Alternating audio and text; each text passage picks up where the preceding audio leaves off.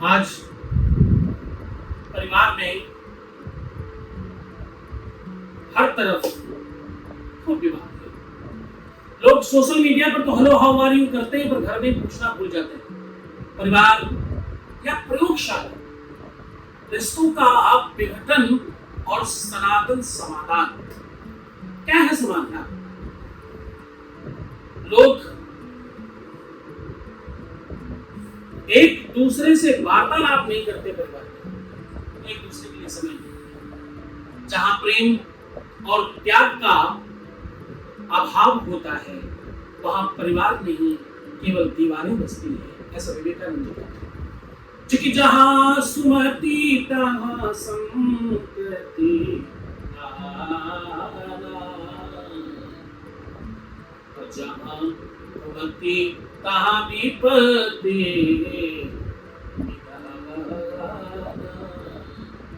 आज का युग आधुनिक ही और बहुत अत्याधुनिक, पर मनुष्य का अंतःकरण उस आधुनिक युग में खो सा गया है। सुविधाएं बढ़ी हैं, व्यवस्थाएं बढ़ी हैं, लेकिन सहनशीलता बहुत घट गई। संवाद की जगह स्क्रीन ने ले लिया है। जिसे देखो मोबाइल में लगा हुआ है, बातचीत करने बैठते तो हम मोबाइल से बात करते हैं। और रिश्ते अब अनुभव नहीं, प्रयोग बनते जा रहे हैं। आज उसी पर चर्चा। आज की जो चर्चा है वो तुम्हारे अपने बहुत निजी रिश्तों के आधार पर है। रिश्ते, संबंध, यही तो जीवन की का आधार पटल है। प्रेम भक्ति का दूसरा नाम अमल्या भक्ति है। कुछ आंकड़ों पर नजर डालिए जो आपकी आत्मा को झंझोर देगा। ये केवल नंबर हैं, इन पे और बहुत महत्वपूर्ण बातें बाकी है। 2011 75,000, 2015 1.2 लाख यानी 1,20,000, 2020 2 लाख, 2023 3.4 यानी 3,40,000 और वर्तमान समय आते आते जब आप यही संख्या 2425 की संख्या है तो ये 5-7 लाख, ये बहुत छोटा नंबर है। एक्चुअली 50 लाख लोग हर साल अलगाव की बात है, या केवल कानून में आते हैं। मानसिक तलाक, संवादहीन जीवन और तलाक के बिना तलाक जैसे घर तो न जाने कितने ऐसे हैं जिन्होंने कुछ दर्ज नहीं कराया, किसी को बताया नहीं, लेकिन वो अलग रह रही है। इसकी संख्या जाननी है तो जो भी इस देश की अथवा इस विश्व की जनसंख्या है 1,40,100 करोड़ यानी 140 करोड़। इस देश की संख्या 140 करोड़ है। 140 करोड़ में से हर तीसरा यानी अगर 3 विवाह हुए तो उसमें से 2 विवाह में अनबन चल रही है, ठीक नहीं चल रही, तलाक हो गया है तो वह तलाक जैसे रहते हैं। परिवारों का टूटना केवल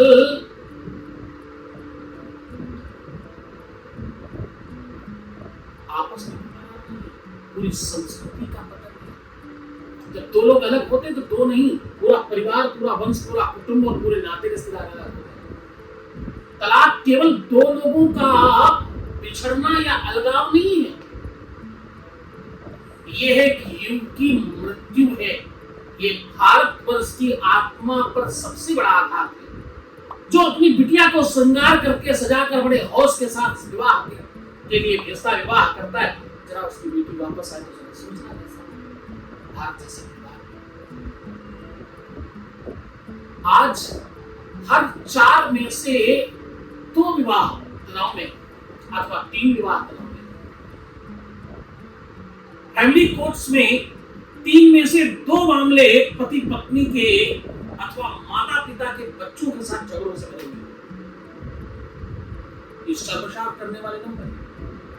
ये ऐसे नंबर हैं जो अंदर से आपको कचोटते हैं और आपको समाप्त कर देते हैं। ये छोटे नंबर नहीं। ये नंबर कहते हैं कि क्या हर कोई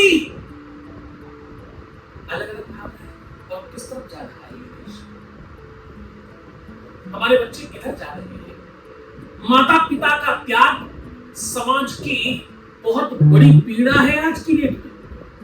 भारत के लगभग हर बड़े शहर में ध्यान से समझना, ओल्ड एज होम्स में वृद्धाजन अथवा वृद्धजन जबरन पहुंचाए जाते हैं। ये मेट्रो सिटीज का कल्चर बनता जा रहा है। कोई अपने माँ बाप के साथ नहीं रहना चाहता, बुजुर्गों के साथ लोग रहना नहीं चाहते। 70 के दशक में जहां 68% परिवार संयुक्त रहते थे, आज केवल 18 से 21% बचे। ये संसार करने वाला नंबर। हर वर्ष 30,000 से अधिक वृद्धजन बच्चों द्वारा त्याग दिए जाते हैं और इससे 4-5 गुने ज्यादा किन्हीं कारणों से अलग हो जाते हैं। जागने की आवश्यकता है। जो घर के बड़े बुजुर्ग हैं उनको सबको अब जागना होगा। शास्त्र चिताता है यहाँ, मातृ देवो भव, पितृ देवो भव। माँ बाप देवता के समान हैं, उनसे ही तुम्हें सब कुछ मिला है। जिस देरी पर माँ बाप का सम्मान नहीं होता बच्चों, उस दूर तक उस देरी के भगवान नहीं होता है। किंतु आज के युवा पूछते हैं माँ बाप से छुटकारा कैसे मिले। आज वो चाहते हैं कि माँ बाप से अलगाव कैसे हो जाए। बेटियां अपने माँ बाप को तो रखना चाहती हैं, पर अपने सास ससुर को नहीं रखना चाहती। और ये देश किस तरफ चल रहा है। और फिर बाबाओं का, तांत्रिकों मांत्रिकों के आगे पीछे डोल रहे होते हैं। मैं परेशान हूं, मैं दुखी हूं, मेरा घर टूट रहा, मेरा बर्बाद, सब कुछ हो रहा है।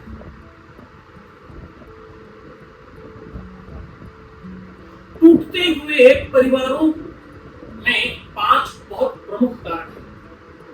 जो भी अलगाव हो रहा है, चाहे वो माँ बाप से बच्चों का, चाहे पति से पत्नी का, चाहे पत्नी का पति से, उसका बहुत बड़ा कारण, वो 5 कारण बता रहा हूं। पहले नंबर पे है अहंकार। क्या? मैं सही हूं और तू गलत। आप समझते हैं इस बात को? बहुत लंबा करने की आवश्यकता है। अगले नंबर पर स्वाभिमान के नाम पर सेवा और क्षमा को त्याग दिया गया है।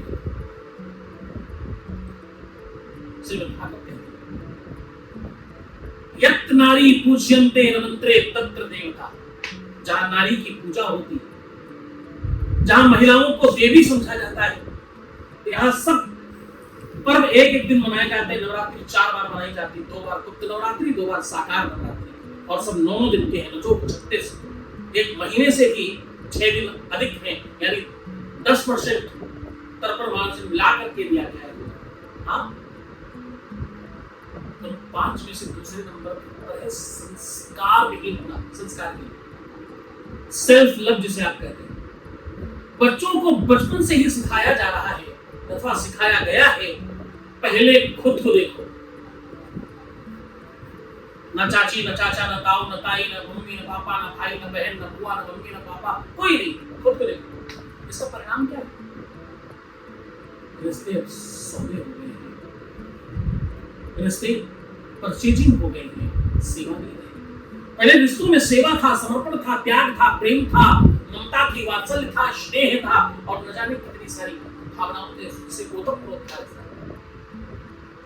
5 नंबर में, तीसरे नंबर पे आता है स्क्रीन टाइम। मोबाइल स्क्रीन ने छीना संवाद। पहले घरों से रामायण छीनी गई। पहले रामायण चलती थी हमारे, आज नेटफ्लिक्स और पबजी चलता है। आज लोग गेम देख रहे होते हैं। गेम में जब आप मार काट देखोगे तो आप अच्छी भावना लाओगे कहां से? जरा सोच कर देखो। आप कैसे नहीं चिड़चिड़ेपन होंगे? आप कैसे शांत रह पाएंगे गेम खेलने के बाद? ये कैसे संभव है? आपको लगता है कि आप शांत हो गए, लेकिन आप शांत नहीं, आप एक्चुअली अशांत हो गए। चकिजा सुनीति पर पाटी लंका हुई सीता हरी आना। जिस घर की नीति, संस्कार जड़ से ही खराब हो जाए, गलत हो जाए, वहां रावण जैसा पतन सुनिश्चित है। राम के जैसा जीवन होना सुनिश्चित है। संस्कार चाहिए साहब, संस्कार शिक्षा में चाहिए, संस्कार बुजुर्गों से चाहिए, संस्कार कहानियों में चाहिए, संस्कार आदतों में और नेचर में, स्वभाव में व्यक्त करने चाहिए। चौथे नंबर पे क्या? चौथे नंबर पे है तुरंत प्रेम, तुरंत विवाह, तुरंत तलाक। सब त्वरित चाहिए, सब बात में बहुत जल्दबाजी, जल्दी जल्दी जल्दी जल्दी करना है सब कुछ। जब तक भोजन न बने प्रतीक्षा करना चाहिए, और लोग करते हैं अच्छे भोजन की प्रतीक्षा करते हैं, लेकिन रिश्ता न बने, रिश्ता खराब होने लगे, रिश्ते में कोई गड़बड़ी हो जाए तो तुरंत उठाकर फेंक देना चाहता है। क्या रिश्ता भोजन से भी सस्ता है क्या? क्या रिश्ता भोजन से भी हल्का है क्या? क्या रिश्ता भोजन से भी सामान्य है क्या? रिश्ते इतनी जल्दी नहीं तोड़े जाते। और धार्मिक बंधुओं, 5वें नंबर पर है धर्म शिक्षा का अभाव, यानी धार्मिक शिक्षा। कोई दादी, नानी, नाना, नानी, बुआ, फूफू, कोई बुजुर्ग लोग जो कहानियां सुनाया करते थे, कोई शिव पार्वती या राम सीता के जीवन की दृष्टि पर, उनके जीवन की जीवनी पर सुनाने वाली कथाएं और कहानियां सुनाने वाला आपके आसपास नहीं है। ये सबसे बड़ा कारण है। ये 5 जो महत्वपूर्ण पॉइंट हैं जिनके कारण परिवार ताक पर रिश्ते रखते जा रहे हैं एक दूसरे के। रामचरितमानस के बोले जो पितु मातु न माने बानी, दिन कर करम सिंधे प्राणी।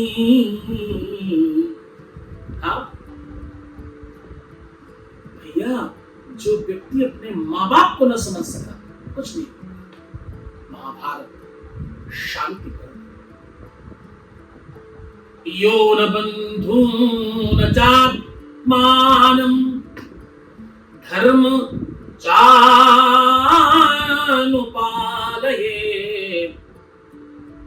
सजातु जीवितुम नरति पशुभिर्भाजनम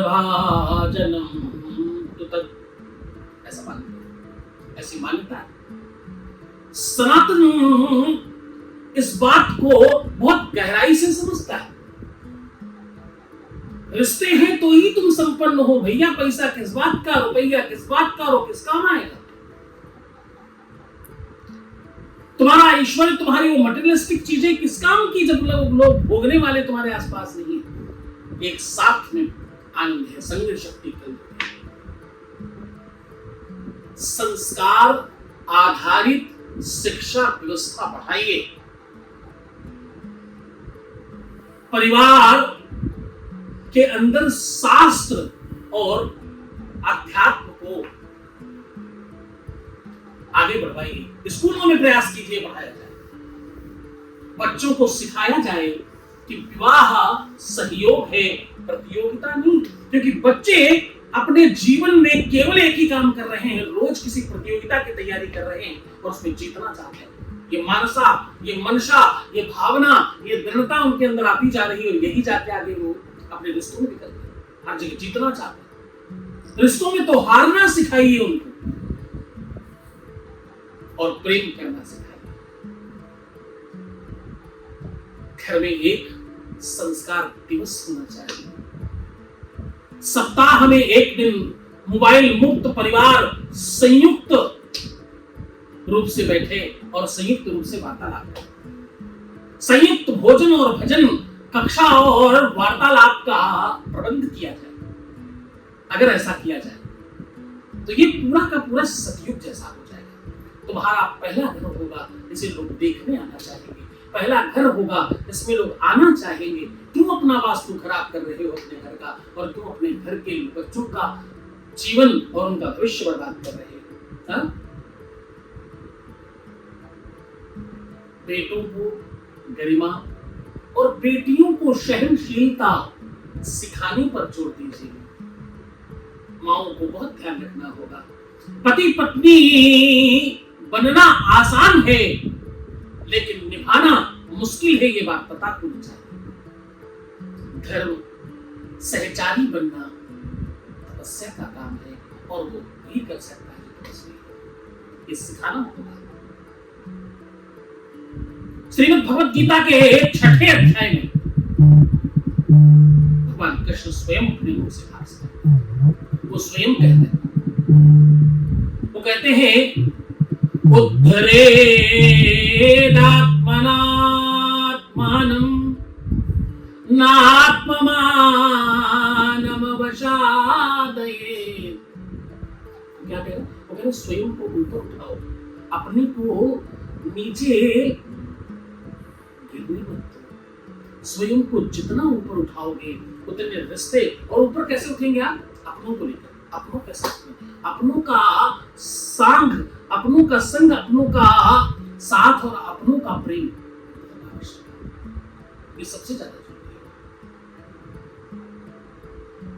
जीवन में जिसके साथ अपने लोग हैं उसके पास सब सुख है।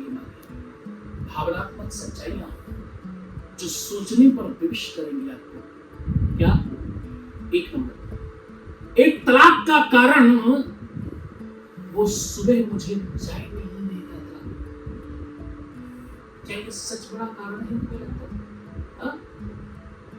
एक इंजीनियर बेटा बेंगलोर में पिता को माता को वृद्धाश्रम में छोड़ आया और 3 साल से कोई फोन नहीं किया, बातचीत नहीं करने गया। तुम्हें लगता है कि इसमें परवरिश का कोई दोष नहीं है?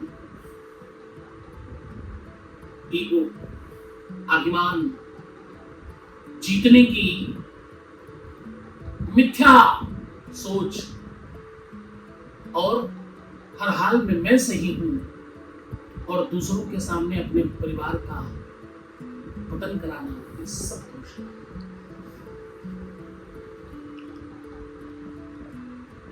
परिवार तो मंदिर है साहब।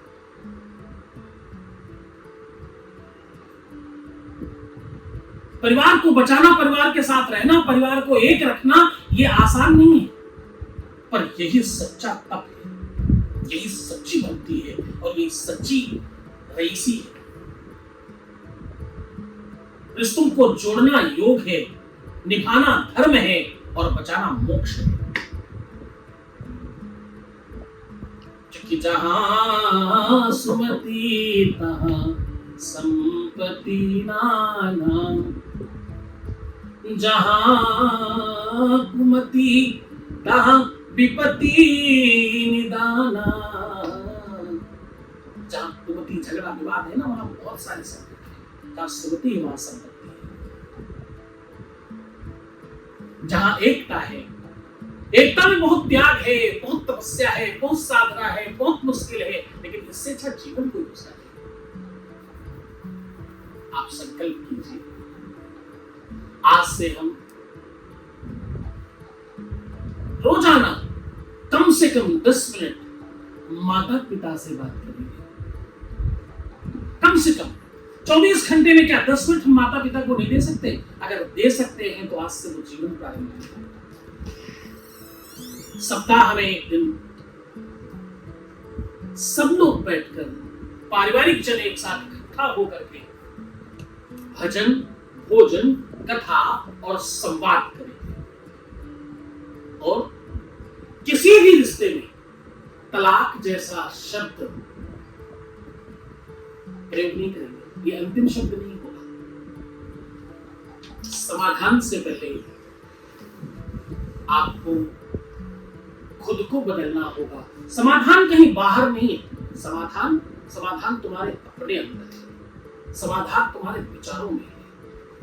परिवार की एकता में थोड़ा बल लगता है, तुम समझो साइकिल जब बहुत मुश्किल से चलती है ना, जब बहुत टाइट, बहुत ताकत से चल रही हो, उस समय वो ऊंचाई की ओर जा रही है, और जिस समय कोई मेहनत नहीं लगती, अपने आप ढनक रही होती, तो वो नीचे गिर रही है। जीवन की साइकिल बिल्कुल इसी प्रकार से है। सबको साथ लेकर चलना आसान नहीं है, लेकिन इस तपस्या में जो सुख है, तपस्या आसान है क्या? जंगल में जाना, जंगली जानवरों के बीच में बैठकर ध्यानस्थ हो जाना, ये आसान है क्या? सब कुछ छोड़कर बैरागी हो जाना, ये आसान है क्या? सारे सुखों से वंचित हो जाना, ये आसान है क्या? और एक बात बताओ, मटेरियलिस्टिक चीजों के साथ जीवन बिताना आसान है क्या? सोफों से बात कर पाओगे? बेड से बात करोगे अगली बार? क्या तुम्हारे साथ टेलीविजन बातचीत करेगा? तुम जिस मोबाइल पर रील देख रहे हो, क्या उससे तुम्हारा जीवन चल सकता है क्या? और ये सब चीजें क्या तुम्हें उन्नति दिला सकती है? हाँ, तुमने थोड़ी सी तपस्या करी, कुछ समय अपने लोगों के लिए निकाला, आपस में द्वंद्व समाप्त करने में प्रयास किया, तो हाँ, तुम होगे, तुम बड़े होगे, तुम सबल होगे, तुम सक्षम होगे, तुम श्रेष्ठ होगे, और तुम बलवान होगे, तुम धनवान होगे, तुम यशवान होगे, तुम सबल होगे। क्यों? न जाने कितनी भाग्य, न जाने किसकी भाग्य किस्मत, न जाने किसका लक तुम्हारे साथ काम कर जाए, न जाने किसकी किस्मत तुम्हारे से काम कर चुका जाए, सब उसको लेकर चलो। जो जहाँ समर्पी संपत्ति नाना, बहुत सारी संपत्ति चाहिए, तो एकता चाहिए, एक होने की भावना चाहिए, उस धारणा को अपने अंदर डालने का प्रयास करो। पति पत्नी दो नहीं होते, माता पिता कोई और नहीं होते। माता पिता तुम्हारे शरीर का, जिस प्रकार मोबाइल का चार्जर आवश्यक है, वैसे तुम्हारे माँ बाप चाहिए। तुम्हारा जन्म उनसे हुआ, तुम जो भी हो उनसे ही हो। और मैं बात कहूं, माँ बाप से दूर रह करके बहुत दूर तक कोई जा सकता नहीं है। बिल्कुल उस प्रकार पान के वृक्ष से पान के पत्ते को काटकर कितनी दूर ले जाए, लेकिन जैसे ही उस पान के पत्ते के वृक्ष की जड़ काट दी जाए, उनका जहां भी होगा वहां सूख जाएगा, वहां सड़ जाएगा, समाप्त हो जाएगा। ध्यान से समझो, ये बात केवल पान के पत्ते की नहीं है। हम भी तो अपने उस माता पिता रूपी पान के वृक्ष के वो पत्ते ही हैं। हमारी हरियाली, हमारी प्रसन्नता, हमारी खुशहाली उन जड़ों में समाहित है।